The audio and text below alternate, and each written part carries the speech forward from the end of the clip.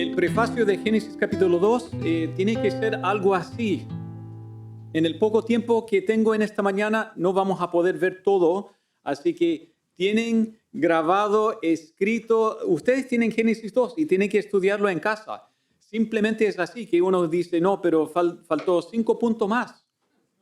Sí. Siempre esto en un sentido es como la entrada para la cena que ustedes tienen que estar realizando en su casa.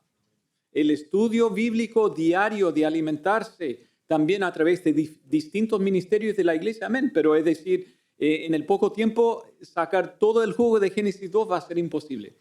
Así que guarden todos los cartuchos que tenían listos para decir, tocó este tema, tocó ese tema, tocó ese tema, o no. ¿Ya? Tranquilos. ¿Les suena el término teísmo? Teísmo, la creencia en la existencia de Dios. Los teístas creen que Dios existe. Obviamente puede ser judío, musulmán, cristiano. Quizás uno podría hablar también de otros que tengan otro Dios, pero generalmente son tres religiones principales que son teístas, que creen en la existencia de un Dios sobre todo. Deísmo. Ahí sí están anotando a veces las anotaciones.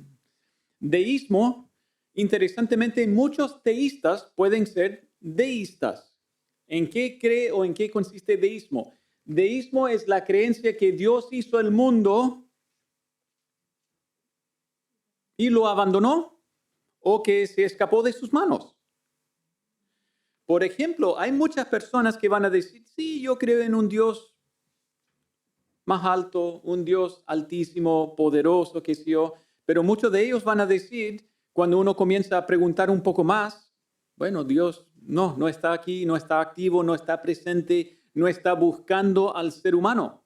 Es como que Dios es el creador y prendió el motor y se fue. Y dejó que la máquina natural funcionara. Muchos tienen ese concepto. Dios lo hizo, pero no está involucrado, no está comprometido. Entonces la pregunta es, ¿que nosotros somos teístas? ¿Somos deístas? ¿Qué va a decir Génesis 2 que nosotros vamos a ver en esta mañana? Y antes de hacerlo, igual vamos a hacer un poco el contraste, la comparación entre Génesis 1 que vimos la semana pasada. Dios altísimo que hizo todo, lo dijo y fue así y fue bueno. Lo dijo y fue así y fue bueno. Cada uno de los días de la creación. Y al final, Dios vio todo que era bueno. Gran manera. Requete bien. Requete bueno. Inmejorable. Simplemente no era posible mejorarlo ni hacerlo de otra forma más mejor de lo que Dios había hecho. Génesis 1 encontramos, entonces, así la creación de todo. Génesis 2, cuando uno comienza a ver de nuevo, uno dice, que de repente tenemos que volver a capítulo 1, porque capítulo 2, la segunda parte de la creación. Entonces, como los que conocen un poco la tecnología de VHS, no es una enfermedad, es la tecnología antigua de ver películas y uno tenía que al finalizar la película, la gente bondadosa, ¿qué hacían? Rebobinar. Y uno tenía que, el cassette es superior, ¿o no? Porque el cassette uno da vuelta. El VHS no se puede dar vuelta y seguir viendo por el otro lado. Entonces, uno tenía que rebobinar, retroceder, y en parte Génesis 2 tiene que ver con eso. Hay que retroceder de entender Génesis 1 es el patrón de la semana de creación. Génesis 2 nos da más detalles acerca de Génesis capítulo 1, que transcurrió en el tiempo cronológico. Entonces, hagamos una pequeña comparación para entender un poco ahí. Génesis 1 aparece el nombre Elohim, Dios, el Dios de los dioses, el Dios altísimo, y siempre es a lo largo de Génesis 1 Dios. Vemos también ahí una cronología explícita. Un día, los parámetros, la definición de un día, y de ahí en adelante, segundo día, tercer día, cuarto día, quinto, sexto, y así finaliza capítulo 1. En otras palabras, sí o sí Dios está revelando, enseñándonos acerca de su cronología de la semana literal, 6 días de 24 horas. Dios hizo el día así. Recuerden la rotación, una rotación completa antes que exista el sol. Dios dijo, eso va a ser día, un día. Día, noche, Dios lo definió. Y lo necesitamos como su creación. Ahí cuando nosotros llegamos a Génesis 2, vemos, se cambia el nombre. Ahora es Jehová Dios, Yahvé Dios. Y es obviamente el nombre particular de Dios que se conoce especialmente desde el libro de Éxodo en adelante. Claro, aparece en la Biblia desde Génesis 2 en adelante, pero ¿recuerdan cuando Moisés preguntó a Dios ahí en el monte Sinaí, la zarza ardiente? ¿Qué les digo? ¿Cómo te llamas? ¿Quién me envía al pueblo?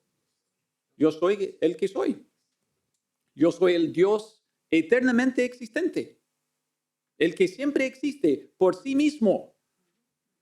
Es el nombre del Dios cercano del pacto a su pueblo, que enseña a su pueblo, y desde Génesis 2 vemos esa cercanía de Dios, Jehová Dios.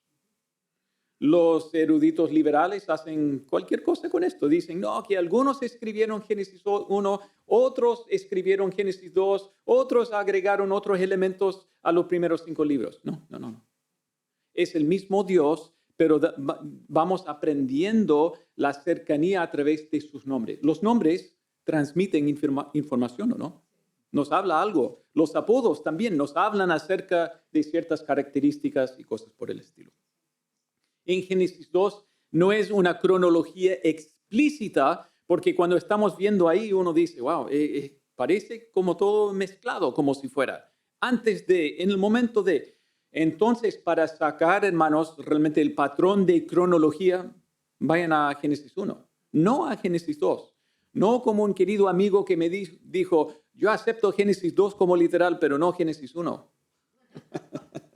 O lo aceptas todo o nada. Así es.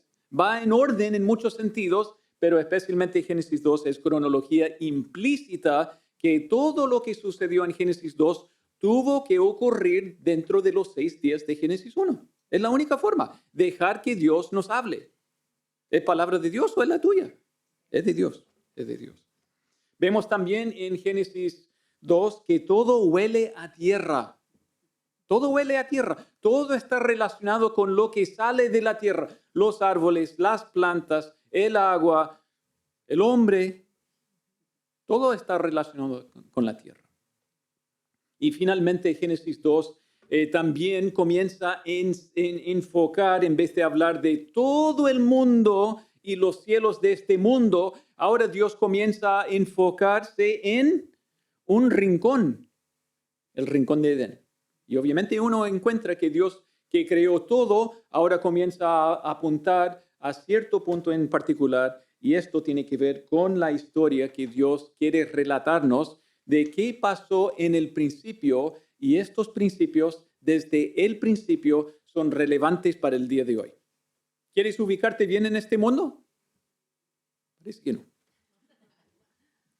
Entonces les invito en cuanto a contemplar la majestad de Dios como el Señor de la creación, en cuanto a su cercanía, su cuidado, su provisión, donde vemos especialmente la bondad y la sabiduría de Dios en cuanto a lo que Él dotó, lo que Él suplió para su creación. Porque esto es lo que Dios hizo, no lo que el ser humano imaginó. Y siempre, hermanos, es excelente en cuanto a comparar y meditar. ¿Por qué las cosas en el mundo hoy en día son así? Porque la mitología nos cuentan cosas que, cachipún, quizás podría ser, quizás no. Pero realmente uno encuentra eso no encaja, no calza con lo que encontramos en el mundo de hoy. Génesis, a pesar de a veces ser difícil, a veces y siempre, Génesis nos dice, así sucedió, y eso explica la realidad en la cual nos encontramos. ¿Me acompañan o no? Algunos no. Quédense entonces. El primer regalo que vemos en un sentido en cuanto a la provisión y la cercanía, el cuidado de Dios, tiene que ver con un día como un regalo para el ser humano. Un día como un regalo para el ser humano. No estoy hablando de cualquier día. Veamos de qué estamos hablando. Fíjense ahí con su Biblia abierta, Génesis 2. Génesis capítulo 2 parte así, versículo 1. Fueron pues acabados los cielos y la tierra y todo el ejército de ellos. ¿Qué significa? Y todavía estamos en la semana de creación, pero dice, después del sexto día, fueron pues acabados los cielos y la tierra. Ya no es tierra y los cielos, es los cielos y la tierra. Y acabó Dios en el día séptimo la obra que hizo y reposó el día séptimo de toda la obra que hizo. Y bendijo Dios al día séptimo y lo santificó porque en él reposó de toda la obra que había hecho en la creación. ¿Perciben la redundancia? Es enfática. La redundancia cuando Moisés escribió, fueron pues acabados y todo el ejército de ellos. ¿Está claro? Dios ya no está creando más. Él terminó, Él cesó. Vemos luego en versículo 2, y acabó Dios en el séptimo día la obra que hizo durante los 6 días de Génesis capítulo 1. Y reposó. No hizo más. El día séptimo de toda la obra que hizo.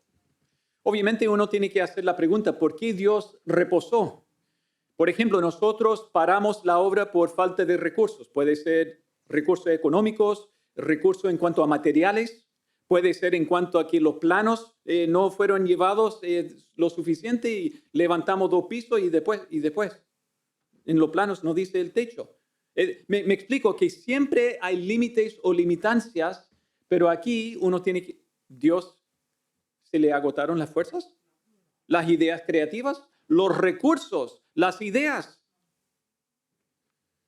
Entonces, Dios está enseñando una señal, una lección fundamental. Si el Creador omnipotente, omnisciente, el más sabio que existe, dijo, hasta aquí nomás trabajo y no hago más. ¿Cuántas lecciones, cuántas señales, cuántas meditaciones, hermanos, para nuestras vidas si simplemente Dios dijo, no hago más? Terminé. En el caso nuestro, obviamente tenemos que reposar porque se agotó todo. Ideas, recursos, fuerza, voluntad. ¿Sigo? Y muchas veces es la voluntad, ¿o no? ¿Cuántas obras dejamos botadas nosotros? Y luego dice en versículo 3, porque en él reposó y bendijo Dios al día séptimo y lo santificó, porque en él reposó de toda la obra que había hecho en la creación. Estos 3 versículos, hermanos, dicen una y otra vez, el origen de todo es el Dios creador. No que utilizó evolución, no que utilizó o comenzó algo. Dios dijo y fue así. Y dice la Biblia, Dios es el creador. Y el séptimo día, Dios no hizo más. Reposó. Descansó. El silencio, por un lado, del séptimo día. No, el silencio me inquieta. El silencio me asusta. Por eso hablo sin parar. O pongo música o escucho, porque el silencio me inquieta. Pero por un lado me imagino el silencio del séptimo día de decir, no hay más actividad. Por otro lado me imagino igual si hubieran voces, por lo menos los ángeles ya fueron creados durante los 6 días, porque son creación de Dios. El séptimo día probablemente escuchar los cánticos, las alabanzas del Creador, los que fueron creados para exclusivamente adorar sin cesar el nombre del Señor. Y el séptimo día, aleluya, aleluya, digno eres tú, gloria en las alturas, el que hizo todo perfecto. Silencio porque Dios no está hablando más y por otro lado, adoración sin cesar por la grandeza de Dios. Obviamente nosotros entendemos algo, Dios sí hizo algo el séptimo día. Y bendijo Dios al séptimo día. Y lo santificó porque en él reposó de toda la obra que había hecho en la creación. me hace pensar que a lo mejor hay dos cualidades en cuanto a cosas que simplemente fluyen del ser de Dios, sin que Él haga actividad. Bendición que fluye del ser de Dios. Dios es el bendecidor, Dios es el autor de bendición. ¿Y qué hizo Dios el día de reposo, de no hacer nada? Bendijo ese día. Este día será de bendición. Este día será de santificación. Él santificó el día, lo apartó. Un día que va a ser distinto. Obviamente uno piensa en ciertos grupos o incluso como los judíos, día de reposo. Uno va a Jerusalén el día de sábado, el día de reposo, el Shabbat, el sábado es diferente. Los ascensores no suben a ciertos niveles. No hay gente vendiendo en la calle, no hay lugares para comer en la calle. ¿Por qué? Lo observan. A nivel del país, a nivel de la ciudad, todo reposa. Pregunta, ¿en qué momento esto llegó a ser ley?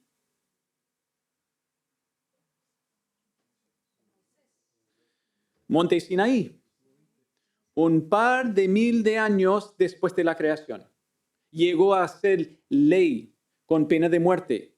Pero ojo, quiero simplemente recordarles algo en cuanto a lo que es el fundamento de bendición desde la creación. No estoy diciendo, y espero que me escuchen bien, no estoy diciendo que Dios tiene un castigo si no guardas el séptimo día. Ayer. Hay una teología, una cercanía, una provisión que Dios dio al ser humano. ¿Y en qué consiste esa provisión? Si Dios reposó y Dios bendijo y Dios santificó, hermanos, significa que Dios apartó un día de los 7 para reposar. ¿Por qué? Porque si nos agotamos, bueno, quizás ustedes no, yo me agoto. De hecho, a veces el segundo día de la semana uno dice, no hay combustible en el estanque. Nada está pasando, el motor parece que ya quedó en paz. Dios otorgó un día para su creación.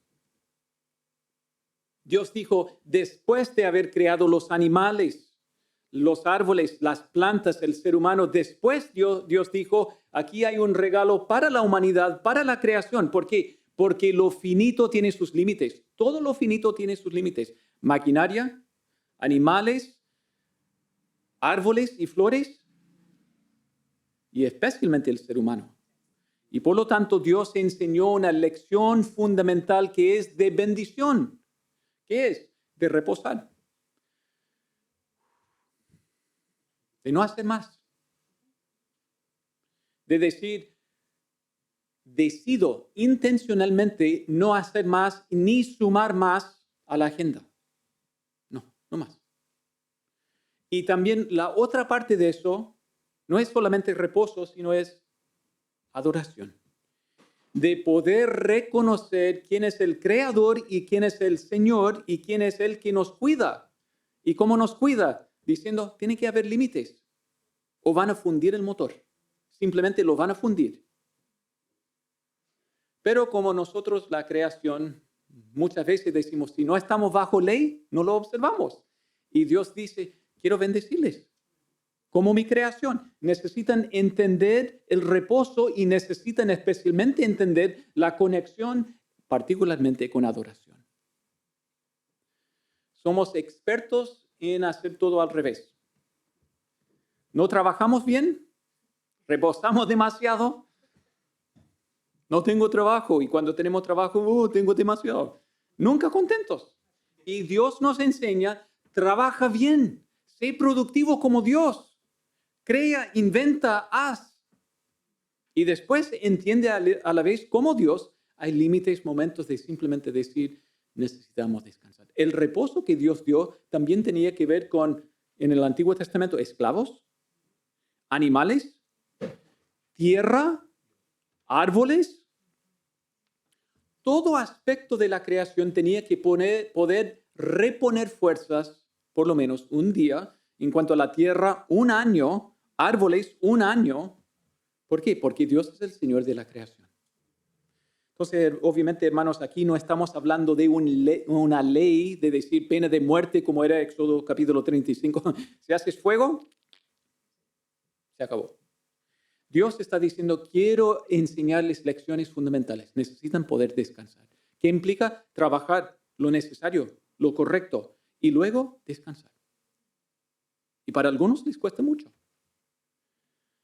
Y si aprendemos a trabajar correctamente y reposar correctamente, luego entendemos que también yo creo que la adoración es parte del reposo en cuanto a reponer fuerzas. No es necesariamente puro dormir, ni tampoco ver simplemente películas. Parte del reposo es reponer, reenfocarse, de recordar el que nos compró, el que nos hizo, el que nos enseña cómo vivir en bendición. Cuesta, ¿no? Cuesta bastante. Principios desde el principio. Jesucristo nos recordó algo cuando en Marcos capítulo 2 los fariseos le estaban diciendo, ¿cómo que arrancaron, espigaron un poquito ahí en los campos? Pena de muerte, la ley. Y Cristo recordó algo que viene desde Génesis capítulo 2. También les dijo, el día de reposo fue hecho por causa del hombre. Es para el hombre y no el hombre por causa del día de reposo.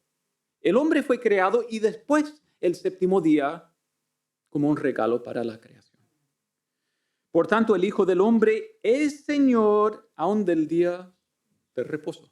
Quizás nos hace entender y recordar el enfoque de adoración, especialmente del Señor Jesucristo, un día de reposo. Que cuando estamos descansando, adoración, reflexión, meditación, para que realmente estemos bien. Obviamente tiene que seguir meditando en eso. Hay también muchos otros pasajes, pero entendemos algo de un fundamento de mucha bendición. Segundo regalo que Dios también da aquí, el hombre como regalo para la tierra. No dije abono para la tierra, dije regalo. Algún día todos seremos abono, ¿sí? Sí, por supuesto. De allá somos. El hombre como regalo para la tierra, como vamos a ver especialmente aquí. Capítulo 2, versículo 4. Estos son los orígenes de los cielos. En un sentido, uno podría cortar ahí 2:4 y decir, aquí comienza una nueva sección. Porque esa frase, estos son los orígenes de los cielos y de la tierra, va a ser la frase que se encuentra a lo largo de Génesis por lo menos 10 veces, que marca aquí es una nueva sección. Estos son los orígenes o estas son las generaciones. Esta frase es la estructura literaria del libro que nos ayuda a entender las distintas etapas o tramos del libro. Estos son los orígenes de los cielos. En otras palabras, vamos a contar la historia partiendo de la creación en adelante. ¿Qué sucede en el mundo creado por Dios? Cuando fueron creados el día que Jehová Dios hizo la tierra y los cielos. Versículo 5. Y toda planta del campo antes que fuese en la tierra, y toda hierba del campo antes que naciese, porque Jehová Dios aún no había hecho llover sobre la tierra, ni había hombre para que labrase la tierra, sino que subía de la tierra un vapor, el cual regaba toda la faz de la tierra. Entonces, esos versículos son un poco complicados porque dice, antes que habían plantas, árboles, antes de lluvia, antes del hombre en la tierra. En un sentido parece que está anticipando cosas por delante. ¿Cuándo vino la lluvia por primera vez? El diluvio, juicio, destrucción. Las plantas, incluso cuando uno escucha las plantas del campo, las hierbas del campo, al final de Génesis 3, cuando Dios dijo, Adán, fuera del Edén, tienes que trabajar y comer sudor, pan, todo del campo, campo, campo, campo. Entonces parece que está en un sentido diciendo, todavía no están estas cosas, anticipando lo que viene más después. No había hombre para trabajar, pero se habla de que estaba un lugar bien regado. Luego llegamos a versículo 7. Y vemos aquí, versículo 7, la constitución del ser humano, no como la constitución de un país. La constitución, la esencia de qué somos hechos, en qué consiste el ser humano. Y vemos aquí 2:7. Entonces Jehová Dios formó al hombre del polvo de la tierra y sopló en su nariz aliento de vida y fue el hombre un ser viviente. Dos declaraciones muy importantes que encontramos aquí. La constitución de ti, de mí. ¿De qué somos? Polvo. Sí. Por eso si rasguña un poco al hombre, se deshace porque es polvo. Por eso a veces algunos andamos un poco sucios porque del polvo somos. Estamos simplemente mostrando nuestros colores naturales, ¿sí? El hombre es solamente lo material, pero lo es.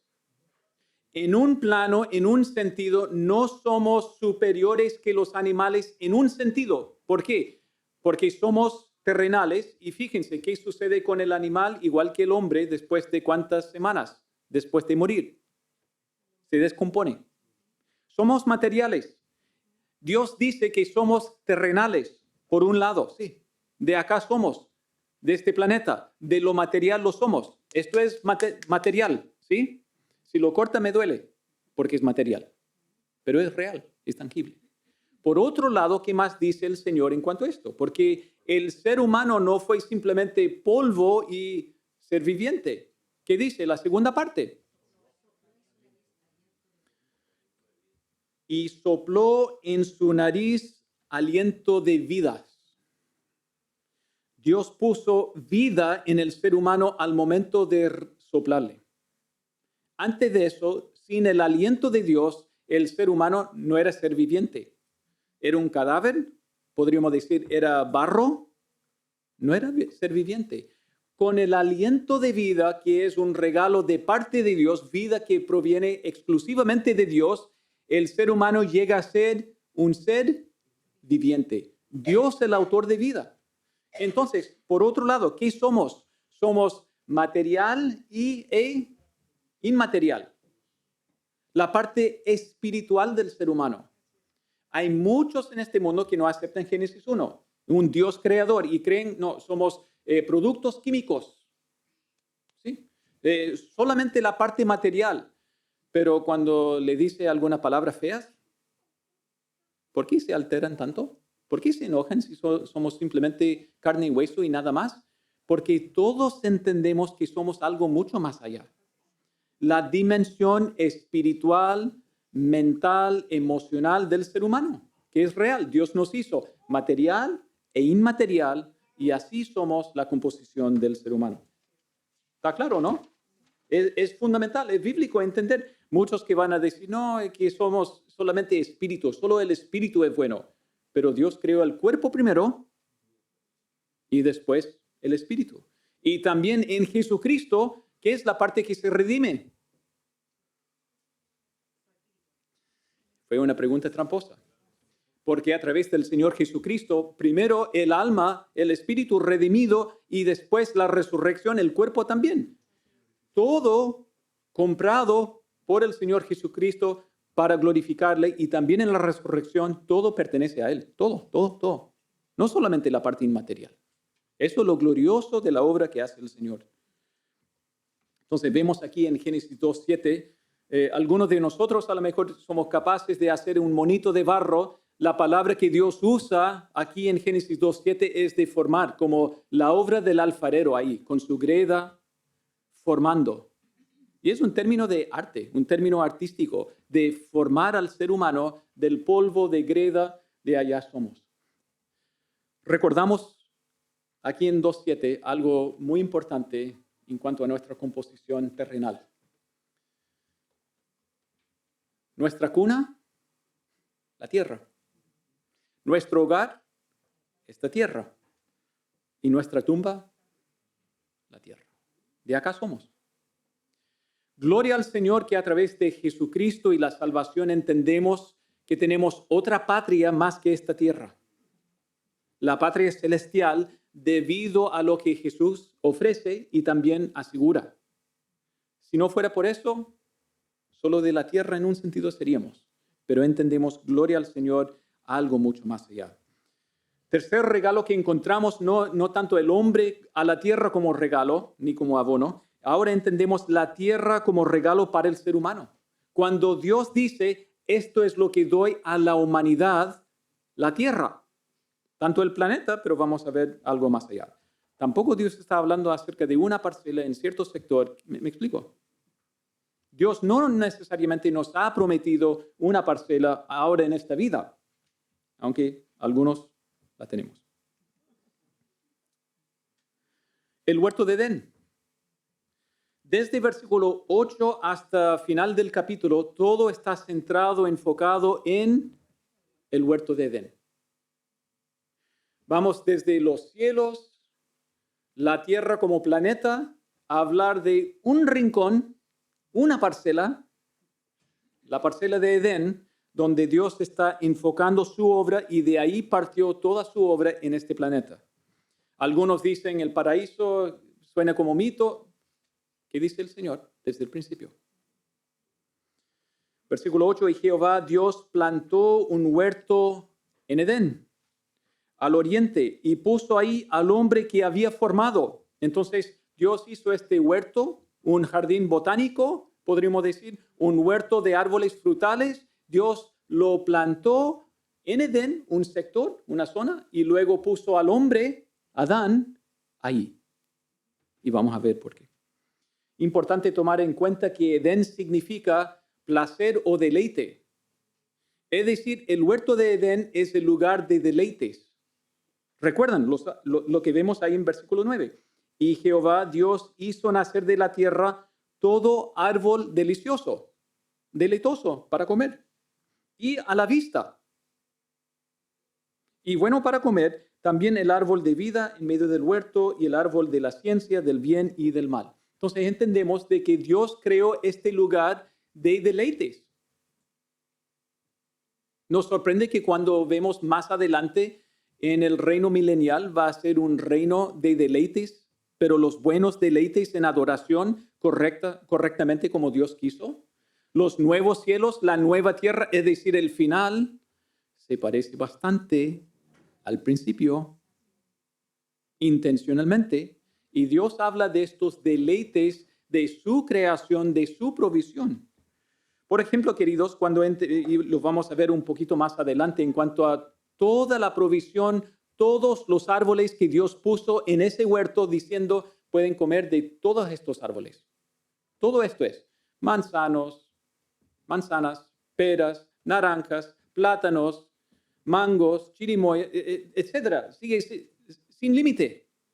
Y Dios dijo, mira la abundancia, y nosotros con suerte 2 o 3, ciruela y manzana.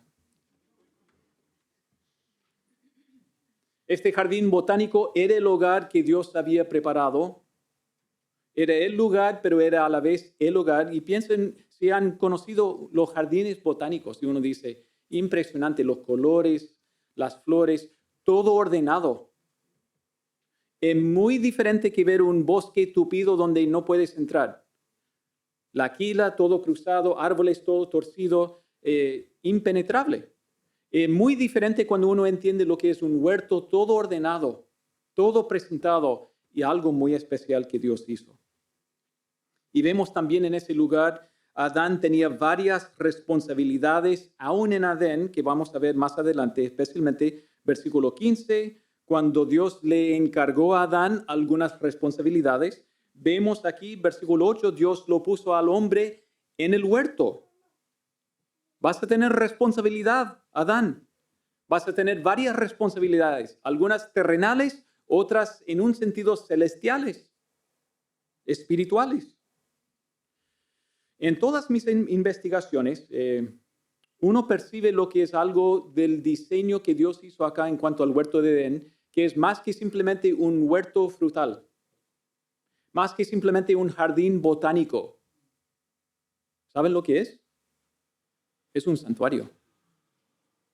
Es un santuario, es el primer templo terrenal, por decirlo, que encontramos. Y de hecho, les voy a dar simplemente una pequeña pista que no lo vamos a ver ahora. Investíganlo durante la semana. ¿Cuáles son las imágenes en el tabernáculo y luego en el templo? Son imágenes de la creación. Flores, granadas, palmeras, montón de imágenes para hacerles recordar este modelo vino desde el huerto de Edén. El templo, santuario donde Dios puso al hombre para cumplir ciertas responsabilidades antes del pecado. No, pero el trabajo es una maldición. Dios hizo al hombre a trabajar y servir Muy diferente de lo que es el concepto de las religiones mitológicas. Ellos dicen que los dioses estaban cansados, no querían hacer la pega y por lo tanto hicieron hombres para hacer la pega sucia para que los dioses descansaran. Y los hombres tenían que recoger comida y ofrendarla a los dioses. ¿Me explico? Hagan la comparación porque Dios hizo al hombre para trabajar esta creación y para tener relación con Dios, pero no haciendo la obra sucia para que los dioses descansaran. Interesante, de nuevo, esa comparación. Esto es la mejor representación del huerto de Edén que he encontrado y estoy seguro que van a estar de acuerdo conmigo.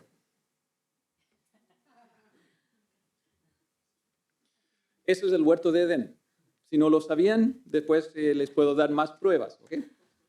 Saben que estoy bromeando, pero yo creo que el Señor nos va a dar entendimiento en el tiempo para entender, así va a ser. ¿Amén? ¿No me acompañan? ¿Dónde está el huerto de Edén?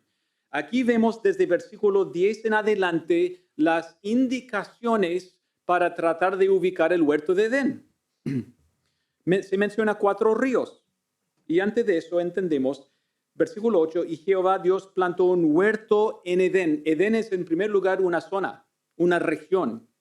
Y en esta región, Edén, Dios puso un huerto al oriente, tal como se ve ahí. Y de ahí sale un río que luego se divide en 4 ríos que comienza a regar todo lo demás. Dice desde versículo 10. Y salía de Edén un río para regar el huerto, y de ahí se repartía en 4 brazos. El nombre del uno era Pisón, este es el que rodea la tierra de Javila, donde hay oro, y el oro de aquella tierra es bueno. Allí también bedelio y ónice. Se habla de oro y también piedras preciosas. Adelanto, en el tabernáculo y también en el templo se va a hablar mucho de oro y también piedras preciosas desde el pectoral del sacerdote y también todo que está forrado con oro en el tabernáculo y el templo. Parece que esto está asociado de nuevo con el santuario original desde Edén. ¿Sabemos dónde está Pisón? No, Havila. Generalmente los comentarios van a decir que Havila es la región de Arabia. Hoy en día no hay ningún río que pase por ahí. Antiguamente, según las escrituras, sí había. Gijón, hay una fuente de Gijón que está en Israel. Que uno escucha y nos suena a Gijón, que Jerusalén.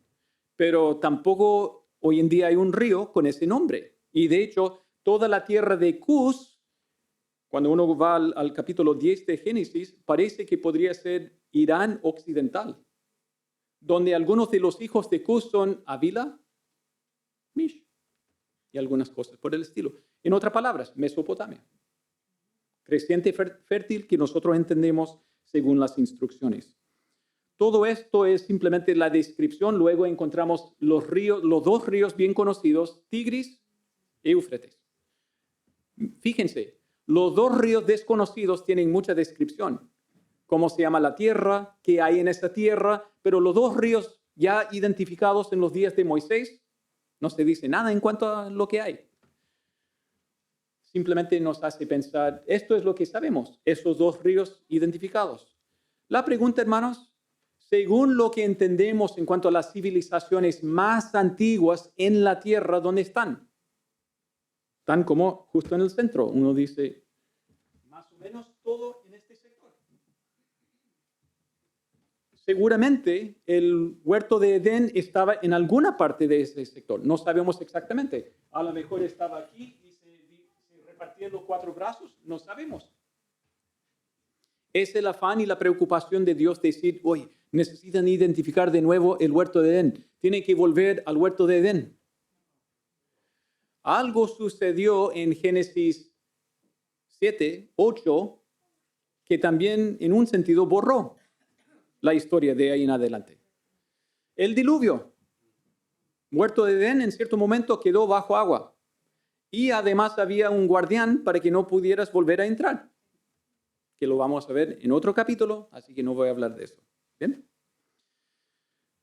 No debe ser nuestro afán poder identificar dónde exactamente estaba, simplemente entender Dios sabe, y ocurrió y fue un lugar creado por Dios, dado como regalo al ser humano. La tierra de bendición que Dios dio a Adán.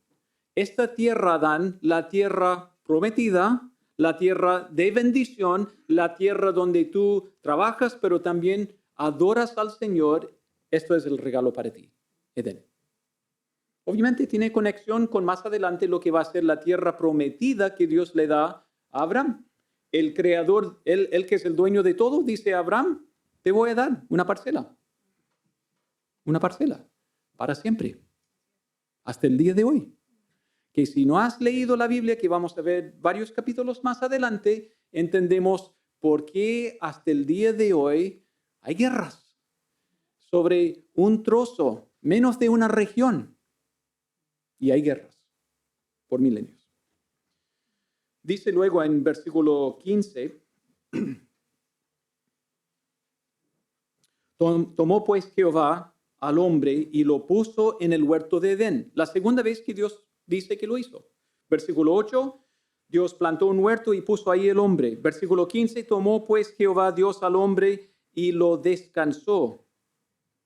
Lo descansó en el huerto de Edén para que lo labrara y lo guardase. Encontramos aquí por lo menos tres cosas que debemos mencionar. Dos que son la responsabilidad de Adán en Edén.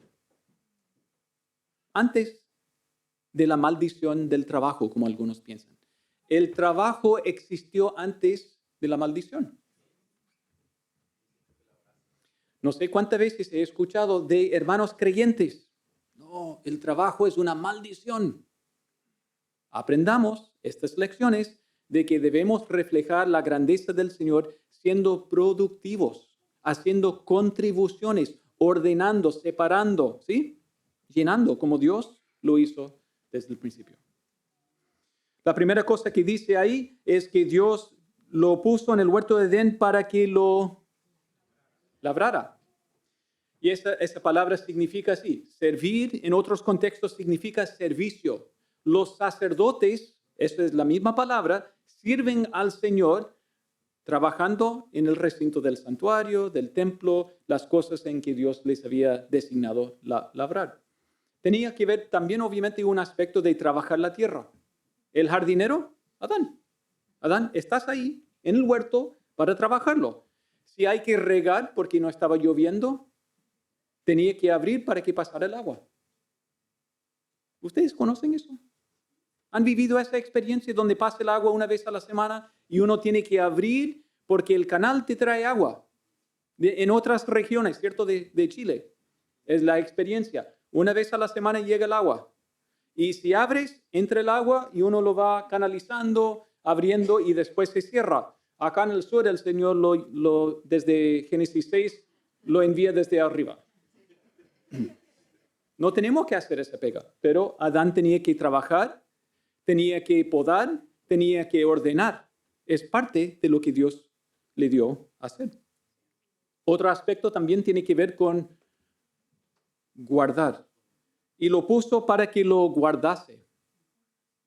Bueno, entendemos que guardar puede ser proteger, puede ser vigilar, puede ser mantener y también puede ser cumplir. Guarda los mandamientos del Señor. La misma palabra tiene obviamente varias facetas, varias implicancias. Adán tiene un trabajo terrenal que hacer, pero es un servicio delante de Dios y para Dios. Por otro lado, Adán tiene el mandato de guardar el huerto de Edén. ¿Guardarlo de qué? Vamos a ver más adelante. Pero recuerden de nuevo, si es un santuario del Santo Dios, significa por lo menos proteger, vigilar, mantener este orden que te pasé del huerto de Edén. Y ojo, vamos a ver también rápidamente el próximo versículo, qué implica esto de guardar. Porque lo que viene después es un mandamiento de parte de Dios para Adán. un aspecto que también debemos tomar en cuenta del capítulo que ya vimos, Génesis capítulo 1. Dios le dio a Adán y Eva un papel distinto del resto de la creación. Y ese papel tenía que ver con señorío sobre la creación, tenía que ver con dominio de ordenar el resto de la creación. ¿Qué significa? Es parte de este trabajo de labrar y guardar, no se olviden, señorío y dominio sobre el resto de la creación. Desde Edén hacia afuera. Un santuario que Dios hizo. ¿Recuerdan también esto que vemos desde 2:15 para que lo labrara y lo guardase? Mantengan en la mente a la vez Génesis 1:28 que vimos la semana pasada.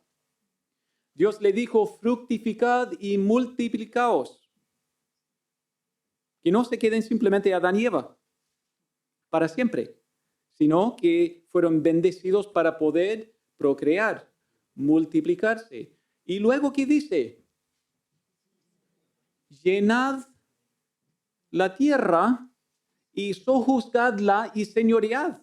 Entonces, desde la creación del ser humano, Adán y Eva, Dios dijo, esto es su deber, de llenar la tierra, sojuzgarla y señorearla en obediencia, obviamente, conforme a su mandato. ¿Qué significa? De nuevo, la intención de Dios, el plan de Dios es que Adán y Eva, como su gran familia, siempre en el rincón de Edén. 1:28. Hasta que se llene la tierra de la gloria de Jehová, hasta que se llene la tierra del conocimiento de la gloria de Jehová, gracias al próximo capítulo que vamos a ver en Génesis, el ser humano no lo puede realizar. Pero ¿quién lo va a hacer algún día? Hasta que se llene la tierra de su gloria, el Señor Jesucristo. Por lo tanto, el mandato fue ir expandiendo las fronteras de Edén hasta llenar la tierra según el diseño y el mandato de que Dios había dado. No simplemente mantenerse arrinconado ya 1 metro cuadrado y aquí estamos. No, Dios dijo, llena la tierra con esta responsabilidad moral. De nuevo, es importante mencionar que Dios le había dado a Adán el papel sacerdotal. Adán, tú eres el sacerdote. Adán, tú eres a la vez virrey aquí en la tierra. Adán, tú no eres rey. Hay un rey universal. Pero tú eres el virrey con autoridad designada de parte del rey. Adán, tú eres el sacerdote y el virrey acá en la tierra de ordenar y especialmente guardar mis mandatos. La próxima provisión que encontramos aquí en las Escrituras tiene que ver con la instrucción de Dios como regalo para el ser humano. La instrucción de Dios como regalo para el ser humano. ¿Tú estimas esto como un regalo de parte de Dios?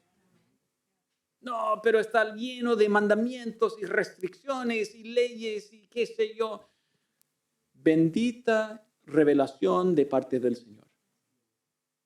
Lo que Dios dice es siempre sabiduría, es bondad, es protección, es todo eso, queridos hermanos. Y vemos aquí especialmente, de nuevo, un aspecto muy importante en estas lecciones que es la responsabilidad moral del ser humano. Fíjense lo que dice en versículo 16, la bendita provisión y la bendita prohibición. Hay que trabajar un poco en estas palabras. La provisión y la prohibición. ¿Ok? Versículo 16. Y mandó Jehová Dios al hombre diciendo, de todo árbol del huerto podrás comer. ¿Qué es eso?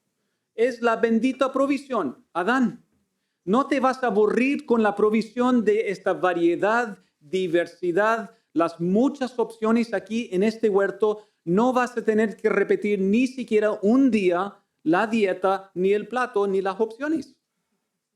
Queridos hermanos, ¿nos damos cuenta? Tanta abundancia que Dios le dio a Adán y Eva en el huerto de Edén. Tienes fácilmente 60, 100 árboles frutales y vas cambiando, combinando, probando. El mango no me gusta, el plátano no me gusta. Bueno, tienes muchas opciones. No era como un solo árbol, un solo manzano, de ahí puedes comer y te quedas callado. De todo árbol del huerto puedes comer. Bendita provisión. Mira cómo el Señor de la creación suple, provee y cuida a su creación. Segundo lugar, vemos la bendita prohibición. Versículo 17, donde no quisimos cortar la lectura bíblica en esta mañana, y 16 al 17 es la misma instrucción del Señor. Bendita provisión y luego seguido por la bendita prohibición. Más del árbol de la ciencia del bien y del mal no comerás. ¿Cuántos árboles había en medio del huerto de Edén? 2. El árbol de vida y el árbol del conocimiento del bien y del mal. Y Dios dijo, hay uno solo que está prohibido, del conocimiento del bien y del mal. Ustedes como creación no son capaces de conocer el lado oscuro sin cometer lo malo. Solo la omnisciencia de Dios le permite a Dios conocer el malo sin ser mal, sin ser el autor de la maldad. ¿Me explico? El ser humano, si hace lo malo, es malo. No somos capaces, a menos que sea a través de advertencias del Señor en su palabra, donde Él nos advierte, no vayas por esa senda, porque estas son las consecuencias. Pero eso es debido a la omnisciencia del Señor, que dice, no vayas por esa senda, no te destruyes la vida.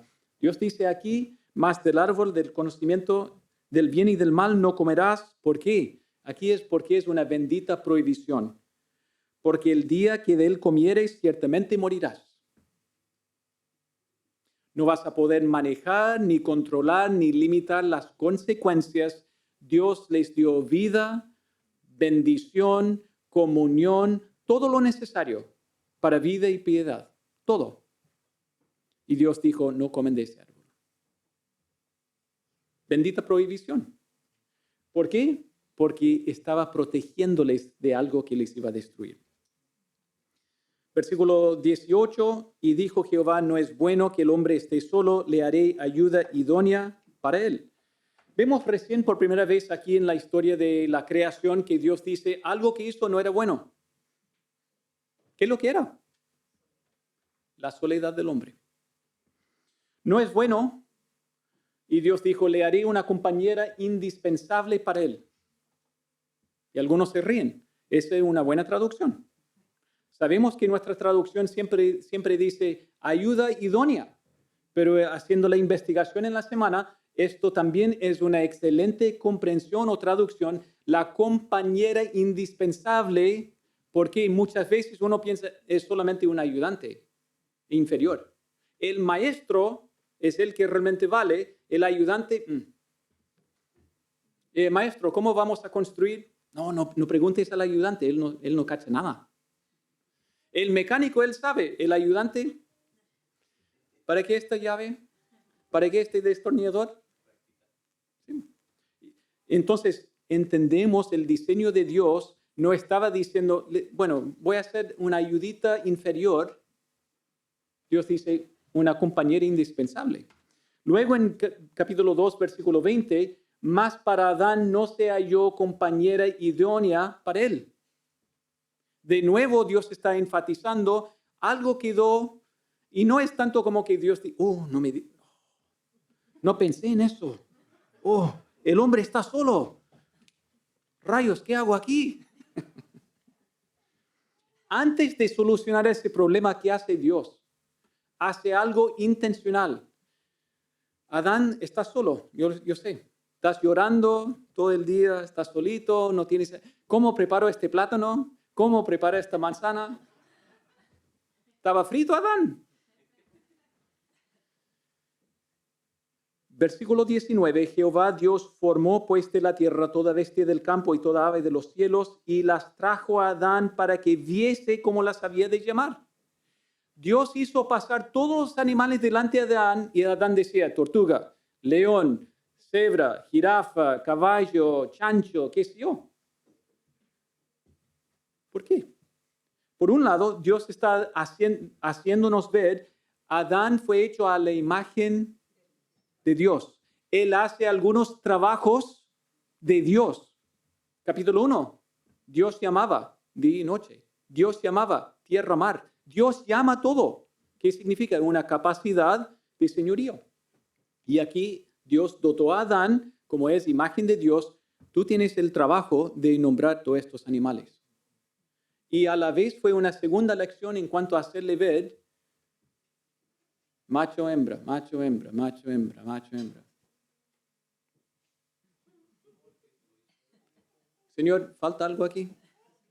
¿Con quién conversaba Adán? Claro, estamos hablando en el sexto día, ¿cuántas horas? ¿Una paz? No voy ahí. Rapidito, la mujer como regalo y provisión para el hombre, la mujer como regalo y provisión del hombre, para el hombre, entendemos que Dios dice aquí, después de nombrar todos los animales, y el hombre se da cuenta una vez más, aquí estoy solo. Y fue Dios que dijo, Adán, no es bueno que tú estés solo.